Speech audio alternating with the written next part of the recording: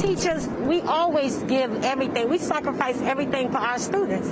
But now this time, it's a matter of life and death. And I know many teachers and faculty are chomping at the bit to get back in the classroom because they know how much their students depend on their instruction and on their tutelage. Our fight against COVID shouldn't lead us to deprive our kids of the tools they need to succeed. If some schools were to reopen per the governor's orders, what do you think is the worst case scenario? How does that play out? People die. People will die. The main point of the lawsuit is to get the governor's attention, because he hasn't been listening to us otherwise, to make sure that schools do not open as brick and mortar buildings, because we know how dangerous it is. We know that not only are the lives of the staff members and their families at risk, but also the lives of the children that we serve. We've been historically underfunded already, and then if you add all of this on top of it with the personal protective equipment we would need to open schools safely, where is the money coming from for that? I spend a lot of money, like with materials and things like that. I take away from my household, my family, you know, from my students, because I want to give them the very best. So to take away more funding, it leaves me very worried of how next year would look for me, because I would have to go more into my pockets, and I'm already underpaid as an educator. We already have a shortage. We already had last year a teacher shortage in the state of over 3,000 classrooms did not have a teacher at the beginning of the year.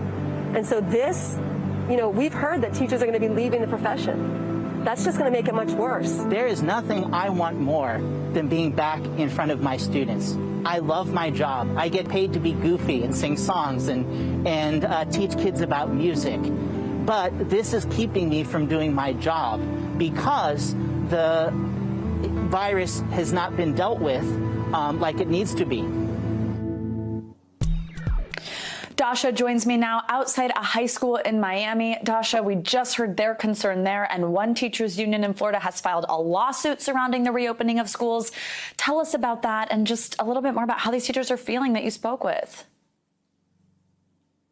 Yeah, Savannah, I got to tell you, it was such a powerful conversation to just sit down with these teachers for an hour and hear what's top of mind for them, because they are thinking about this 24/7. And it was so clear the love that they have for their students in this conversation that came through powerfully. And they just want to keep their best interests in mind. One of the teachers you met there, Mindy, is actually a plaintiff in that lawsuit. And she told me that part of the reason they filed it was to get the governor's attention. They want him to hear what these educators are saying, because as you heard in that press conference he gave yesterday, he's continuing to double down on that push for schools to reopen. This morning he also tweeted saying he wants parents to have a choice between distance learning and in-person learning. But these teachers, they say that right now Florida is the world's epicenter, one of the world's epicenters for the virus, and to reopen schools during this time would be incredibly dangerous from their perspective. Now, the other element in this lawsuit, and you heard a lot about funding there in that conversation, that is also part of the suit. Right now, schools get money based on butts in seats, so students actually in these buildings. What they want to make sure is that if schools are virtual this semester, that funding remains in place. They say they will still need it, if not more so, to ensure that students have the technology they need to access these classes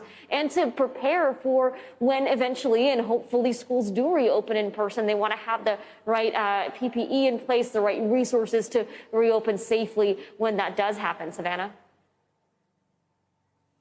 So other than something like PPE, did they say what would make them feel safe returning to the classroom? When? Some type of indicator that it's okay to go back? Yeah, well, you heard there, they do want to be back with their students. Nobody is arguing that in-person learning is not the best way to go. Everyone wants students in classrooms, but they want to see the virus under control before that happens. They want to see positivity rates go down in the state.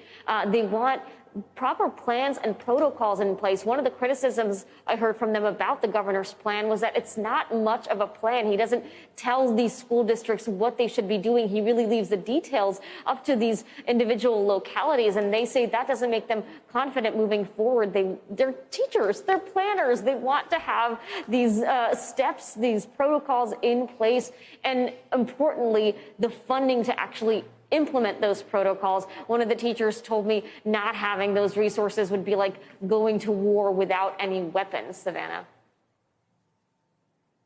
So, Dasha, what are they going to do? I mean, are they going to follow the governor's orders and start in-person classes? We obviously just heard their concerns about it, but how's this going to play out? Right. I'm actually standing in one of the oldest schools in Miami right now, and it's still not clear if these halls will have students in them come August. The district, the superintendent of Miami-Dade still has not issued a final call, but as of yesterday, he did say that it's unlikely that students would be coming back to these buildings come August, but they've yet to decide. Now, next door, Broward County already has announced that they will be starting the school year all online. So it does seem like most of these districts are dealing with it and making their own decisions based on what they see best for their own communities. Savannah? It's an important debate that we're seeing play out across the country. Thank you so much, Dasha. Thanks. Hey, NBC News viewers, thanks for checking out our YouTube channel. Subscribe by clicking on that button down here and click on any of the videos over here to watch the latest interviews, show highlights, and digital exclusives. Thanks for watching.